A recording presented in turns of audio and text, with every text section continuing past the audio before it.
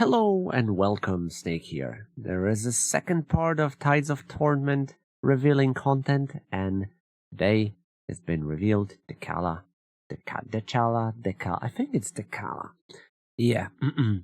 I don't have any early access because I wanna remain able to criticize CA, so I did not apply for any kind of cooperation, and that's why I discover it to you. So yeah, let's go. Of course, link is down below if you want to read it by yourselves. I'm just gonna read a couple of things.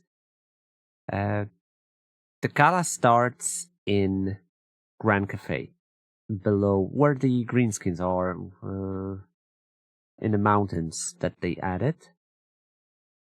I think Gelt is clearing this area at some point, or Nakai.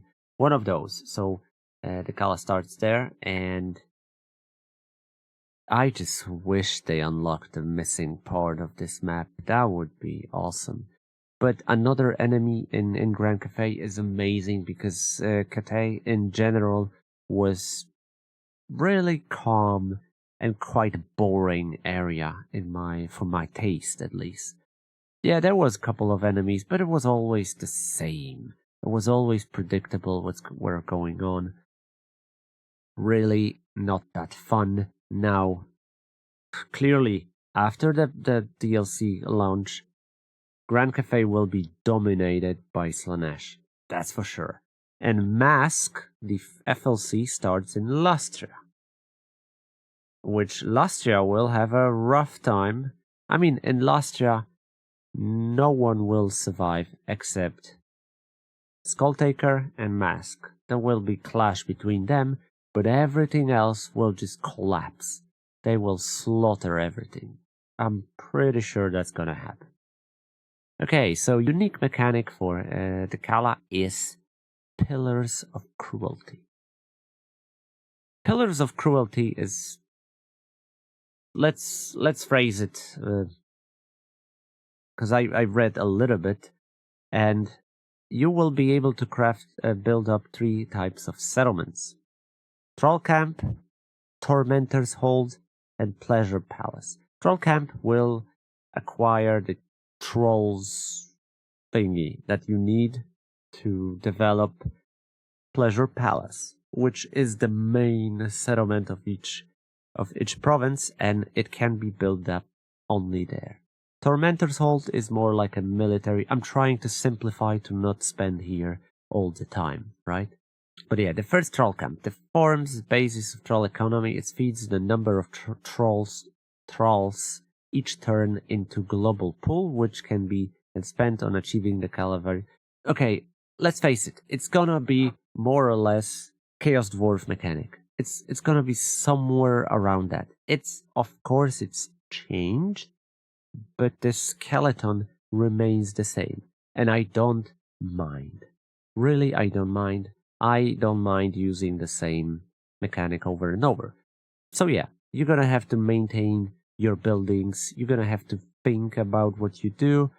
You need trolls. You're gonna need them in order to produce stuff. The Tormentor Hold. These are military centers dedicated to recruit provincial defense and spread the corruption.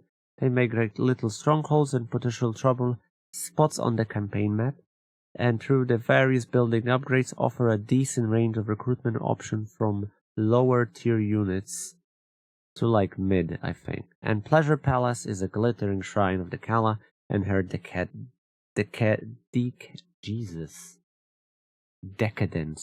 So hard to say. Yeah, decadence. Decadence is another thing which I'm gonna read because unique mechanic decadence. Pleasure Palace can only be constructed on province capitals, and every building or building upgrade costs trolls to construct. Money has no role here. It's all about utilizing your trolls, so Dechala and Tormentor. Every whim is created within a Pleasure Palace. Is where you go and the big demonic units into existence, such as Soul Grinders, Keepers, Seekers, and everything down the tree from there. In short, Pleasure Palace is a major recruitment center defensive bastion, and solid generator of campaign wealth.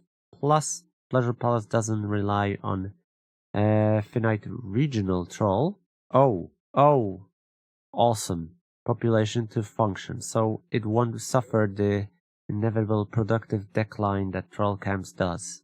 Pretty much, you're gonna have to keep fighting to produce trolls, and it's the global pool. There won't be like a local area like in Chaos Dwarfs. So it's the twist, the change is that it's the global, and I love it. I would definitely love it more than I love within Chaos Dwarfs.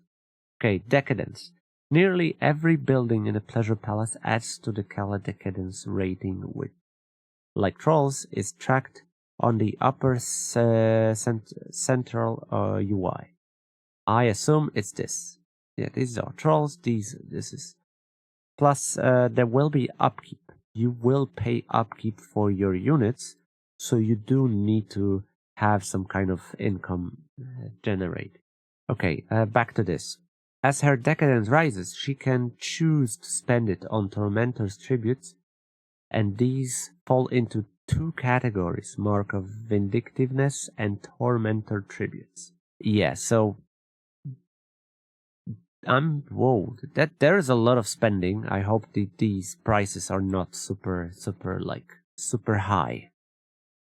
Mark of Vindictiveness are inexpensive one-shot buffs which can be applied to your units in the pre-battle panel. Oh, so it's gonna be like the Mother Ostankia curses. Each mark can be permanently upgraded for greater efficiency. Nice.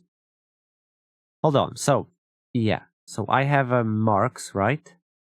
And I can upgrade them, like here. Current effect, ability, Supreme Ascendancy 2. Okay, so I'll be able to use it and upgrade them. I love things like this. I love tweaking, digging, picking, min-maxing, everything. I just love it. It's designed for me. I fucking love it. Okay. Each mark can be permanently upgraded to efficient, and each purchase buys you a bundle of 3. That's gonna be more like a curses, yeah.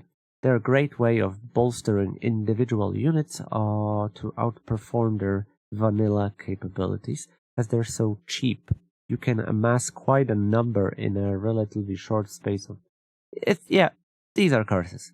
Tormentor tributes comes in 2 forms: opulent gifts and exquisite spoils. Opulent gifts are unique enchanted items that can be given to your lords and heroes, such as gift of adoration, which buffs all friendly units within 55 meters of the bearer, with bonus melee and speed buffs.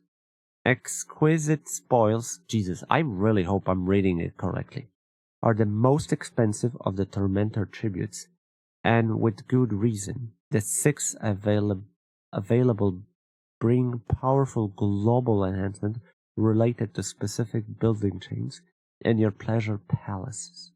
For instance, Sparring Aspirant increase your global recruitment capacity by +2, while Vanity Mirrors benefit Dechala directly, granting her a word save, reducing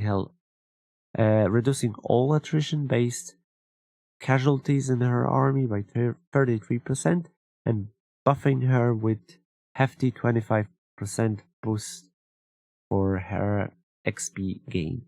The XP gain for the Gala faction is gonna be insane, by the way. But is it like permanent, these buffs, or they are some kind of buffs you pay over time and they're for like couple of turns? Okay. Dechala, the denied one. She's really fast. According to them, she's really fast. Really fucking fast. So I really like that about Nakari. I like the speed it offers.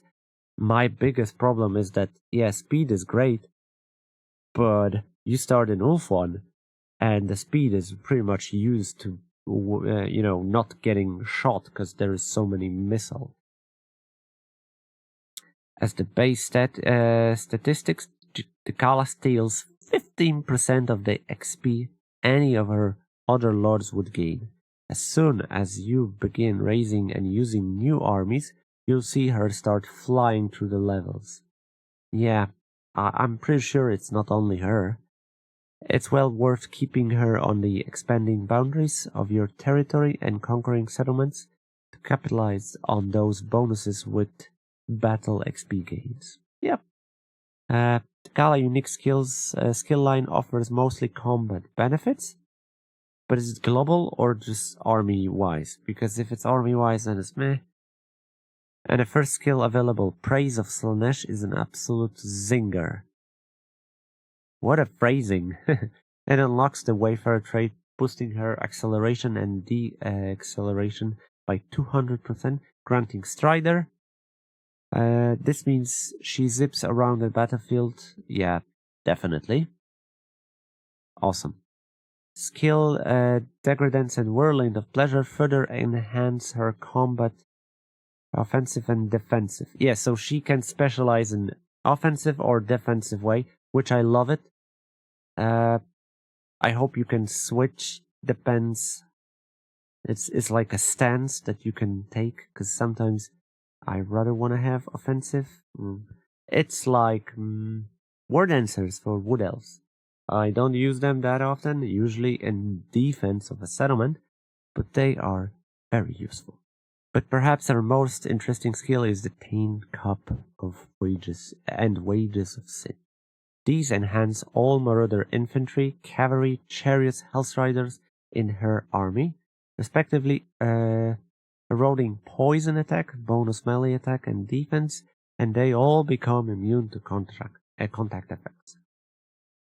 Okay, mortals are her way to go. We'll see about that. Combined with the passive Marauder buffs provided by her red skill line, Dechala devoted their Marauders suddenly start punching well above their weight when they fight with her. That makes her perfect for your territorial boundaries, where she can strike hard and fast, replacing her expendable losses quickly and cheaply from nearby Tormentor's hold. Sure, you can pack her off with demonic units, Seekers, Chariot, Chaos Warriors, and the like, but bulking her army out with those cheap meat shield Marauder units will become surprisingly effective under her command. This is something Legends of Total War gonna do it, because he loves to play with just cheap shit as soon as possible and go crazy. That's what I learned about Legend. He conquers half of Grand Cafe with just peasants, so yeah. Unit roster, striker of the thingy, I'm not gonna read that. Lieutenant, he's a Nordscan lieutenant. His magical weapon, the Blades of Endless Boast, a weapon that unleashes devastating sonic booms to disrupt enemy ranks. I hope it's not, limited. On his back, he bears a sign of depravity, which improves the speed and leadership of friendly units. Damn, this is nice.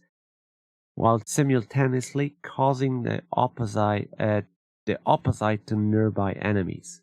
So, speed and leadership is drops when he's around. Jesus, this fucking face is gonna be like this is like the normal-ish looking guy for Slaanesh, but then again, that smile is terrifying. Jesus, it's like from the horror movies. Striker inspired devotion from Marauder units, which can be reflected in his follow the leader skill line. This offers a series of powerful enhancements for Marauder, which, when coupled with Dechala various Marauder buffs, makes Marauder heavy army. I don't like Marauders. Druki Anointed. What type of unit is this? The Anointed are capable of wielding both and twisted sorceries of dark magic and several bound spells. Bound spells? from the Lord of Slaanesh. Their distinctive skill, Devoted Marauders, grants frenzy for all devoted units. Army while imbuing anointed themselves with murderous euphoria when locked in melee. Assassins. Okay, so they are assassins. Damn. Renegades from Nagaroth. And that was my first thought. I thought the Morathi units like Slaanesh things, so yeah. Exalted Hero of Slaanesh. I mean, for me, must-have is a cultist. For monogods, cultists are must-have for each fucking army. And for Nurgle campaign is pretty much you spam the fuck out of all the heroes, because heroes are just, you're showered with heroes for Nurgle. For Khorne is tighter, it's harder to get at the start, but later you also get a lot. I think Tzeentch has the least. I mean, Slaanesh had till now, and Tzeentch is... Tzeentch have also... Basically, monogods showers you with heroes. If you don't like hero-type playing styles, I mean, you don't have to, but if you don't, then you're missing out. Exalted heroes have fought their way to fame in the eyes of Dark Prince, have begun to receive the gifts of their patron god. Incredibly fast, like everything in Slaanesh, with a solid charge bonus and heavy weapon damage. They make outstanding one-man shock troops. And what kind of monster? Outflanking pin enemies and punching hard into their side of rear. Their mutations have already begun, and as evidenced by their monstrous fiend claw, third arm, and hooves, and they will wicked whip alongside their claw. But what type of mounts they're gonna use? And I wonder if they're gonna have some kind of buffs like the Nurgle. The Nurgle exalted heroes are dope. I mean, for everyone has something, right? But I feel like Nurgle are great for defensive. Khorne is definitely for offensive and a little bit defense. Khorne are great. They're very, very good. Nurgle heals and provides some awesome defense. So I wonder what these guys gonna provide, because there is not much. Chaos Sorcerer of Lord of Slaanesh, obviously. And Pleasure Seekers, like, they don't look Slaanesh to me at all. They don't look Slaanesh at all. Like, they look like regular Shades. Because Shades have the same faces and hairstyle. So I hope, because I'm starting losing my voice, Jesus. I really hope they have some kind of twist in animation that suddenly something like glow appears in their eyes. Something subtle. That would be awesome. And Monstrous Infantry, Champions of Slaanesh. Another ugly motherfuckers. Jesus, Slaanesh units. I know Nurgle units are kind of disgusting, but Slaanesh units are fucking messed up. Jesus. Yeah, they're gonna be like big units, fast and big. We'll see what they can do. Armor piercing attacks, faster attack, decent. Slangors, yeah, I don't use Gores that much. And Praeton. Monsters Ring Beast of Chaos, the Praeton brings heavy support element for Dechala armies, and particularly nasty attitude. Its self-loathing and all-consuming hatred makes it perfect fit in the armies of the god of excess. Along with the high weapon strength and ability to fly, Praeton has several malicious tricks up its filled sleeves, endless malice, and all-consuming hatred, which reflects damage back to Praeton attackers, while also lowering its own melee defense. Oh, that's dope. So you reduce melee defense, and you have some kind of thorns effect. But if you don't have any kind of healing, Pratons will die like shit. So I hope there's some kind of way to sustain them.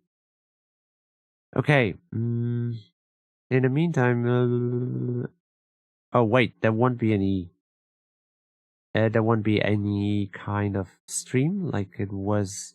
I didn't watch it with Mitch. I didn't watch it on High Elves because I was busy. But there's one more thing. There is one more thing. Okay, so on the Facebook, Total War Facebook, there was starting screen for Dechala, and there is one thing that wasn't mentioned here. I mean, more, but yeah.